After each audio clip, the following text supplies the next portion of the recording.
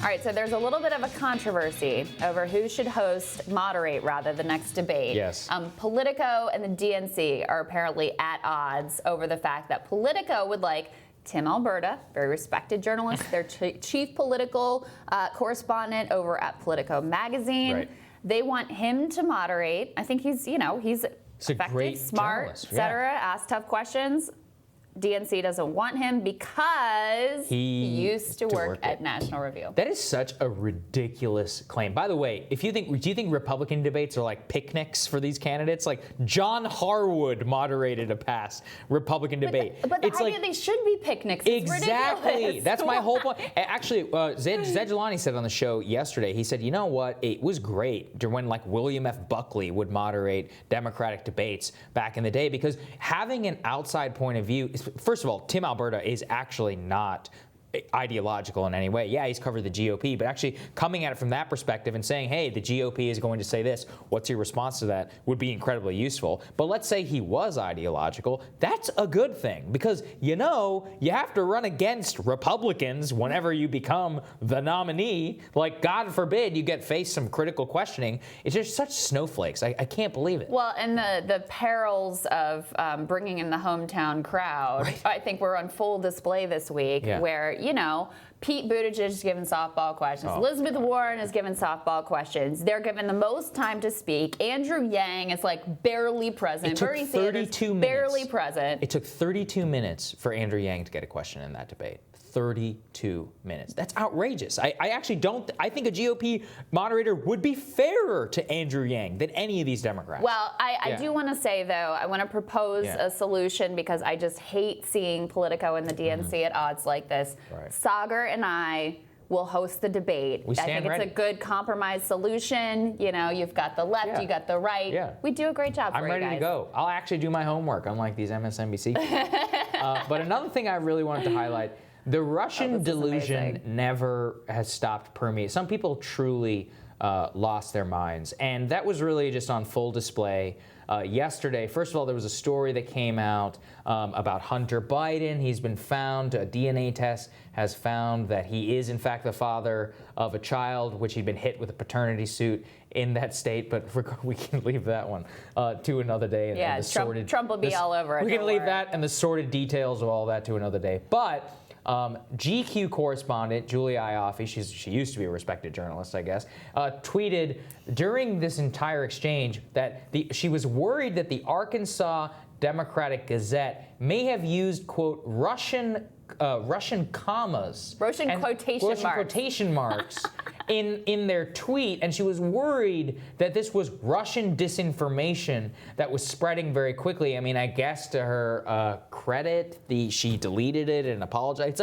But the fact that would even occur to you is insane. It's truly insane. It's truly insane. Yeah. You can see there where she's underlined what she said is a Russian quotation mark. Like, what? I mean, and this is the thing. Like, Julia, I know Julia, I've met Julia. Yeah. She's not a stupid person. Like, she's a smart person. She has a lot of knowledge. Mm-hmm. But yeah, people have just, with this Russian stuff in the Trump era, they have completely lost their minds. It's psychotic. Anyone, first of all, any information that comes out that's inconvenient to their point of view, Russian propaganda, right?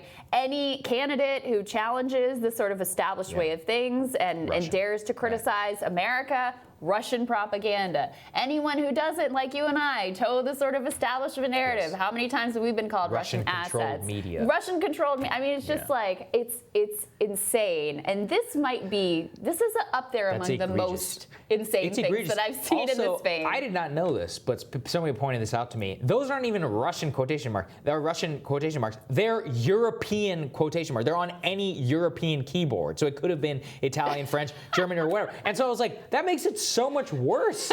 It's like just seeing, like, oh God, they also use, Russians also use the letter A. So if you use the letter A, then I guess you should all be afraid that it's Russian propaganda. No, it's crazy. Well, and what does this all come back to? It all comes back to the fact that Hillary Clinton lost an eminently winnable election running on the typical Democratic establishment playbook, and they can't admit that. So they have to make up some other story of how this all could have gone so horribly wrong, whether it was Comey or the media coverage or people are sexist or Russia. And here we are still living. And look, Russia, they do like to mess with us. There's no doubt about it. They messed with the election. There's no doubt about that. But did their Facebook trolls and Facebook ads and bots on Twitter, was that really the determining factor? No. Is that really the thing that is the biggest threat to our democracy right now? No. What Julia is doing, seeing Russia in everything, that actually gives them more power 10 times more anything power. They possibly could have done. They spent $1 million on their disinformation campaign, and they've gotten hundreds of billions of dollars in free media that's pumping up their narrative here. I mean, what Julia is doing is only emboldening and empowering the image of Vladimir Putin. And, maybe she's a Russian asset. She was rightfully mocked for it, so, sorry, Julia. Yes. And then MSNBC also, look, we cannot end this. We're talking about media screw-ups without talking about MSNBC's horrible debate moderating. Yeah. I mean, they did not do their homework. They didn't know anything about the policies. They were asking these stupid questions to candidates that had nothing to do with those questions. They weren't setting up clashes properly. I mean, the entire thing was just a complete softball snooze fest. And, that's why I wanted Tim Alberta up there. I want somebody who's actually going to challenge these candidates. Well, and I would love personally to see someone who's going to challenge these candidates from the left too, which literally never happens. Right. A lot of times when you have the mainstream journalists, it's the same Republican sort of attacks. But putting that aside, I've been thinking about this, and I don't think it's that they didn't do their homework. I don't think it's that they couldn't have been effective if they wanted to. I think that they buy into this whole civility, unity, we shouldn't have the candidates go after each other thing, which is ridiculous. It's a primary.